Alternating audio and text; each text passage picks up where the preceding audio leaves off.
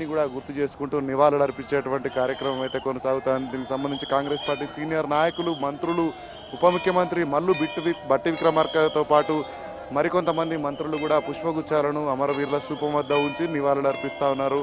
ప్రస్తుతం మనం విజువల్ ద్వారా చూడవచ్చు. రాష్ట్ర ఉప ముఖ్యమంత్రి మల్లు బట్టి విక్రమార్క అయితే అమరవీరులకు నివాళులు అర్పిస్తున్నారు. అదేవిధంగా మంత్రి కోమటిరెడ్డి వెంకటరెడ్డి కూడా అమరవీరుల స్థూపం వద్ద అయితే ఇక్కడ నివాళులు అర్పించేటువంటి దృశ్యాన్ని మనం విజువల్స్ ద్వారా చూస్తున్నాం.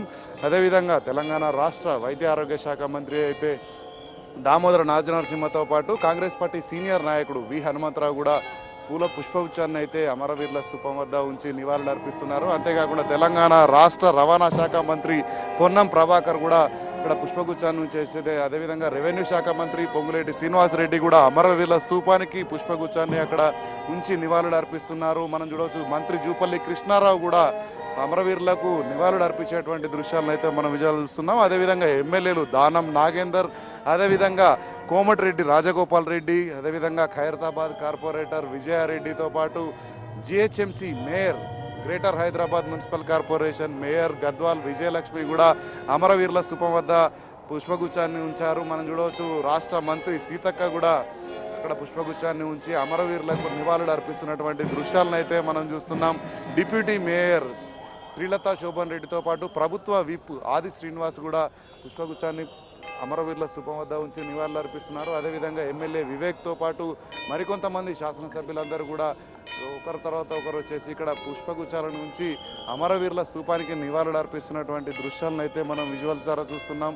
ప్రభుత్వ విప్ రామచంద్ర నాయక్ కూడా పుష్పగుచ్చాన్ని ఉంచి అమరవీరుల స్థూపానికి తెలంగాణ ఉద్యమంలో కీలకంగా వ్యవహరించినటువంటి అమరవీరులందరినీ కూడా గొప్పగా స్మరించుకునే విధంగా అయితే గన్ పార్క్ వద్ద ఈ యొక్క అమరవీరుల స్థూపం వద్ద అయితే రాష్ట్ర మంత్రులు, ఎమ్మెల్యేలు, ప్రజాప్రతినిధులు అందరూ కూడా ఇక్కడ అమరవీరుల స్థూపం వద్ద పుష్పగుచ్చాలను ఉంచి అయితే ఇక్కడ వారు నివాళులు అర్పిస్తున్నటువంటి విజువల్స్ను మనం చూస్తున్నాం. ఈ క్రమంలో మహబాద్ ఎమ్మెల్యే కూడా ఇక్కడ మురళీ నాయక్ కూడా తన సంతాపాన్ని తెలుపుతూ నివాళులు అర్పిస్తున్నారు. ఇక్కడ మనం చూడవచ్చు రాష్ట్ర ప్రభుత్వం తరఫున ఈ యొక్క అమరులు నివాళులు అర్పించేందుకు ఇక్కడ గార్డ్ ఆఫ్ హానర్ ఏదైతే బ్యాండ్ పార్టీ ఉందో అమరులకు నివాళులు అర్పించేటువంటి యొక్క కార్యక్రమం ప్రస్తుతం కొనసాగుతూ ఉంది.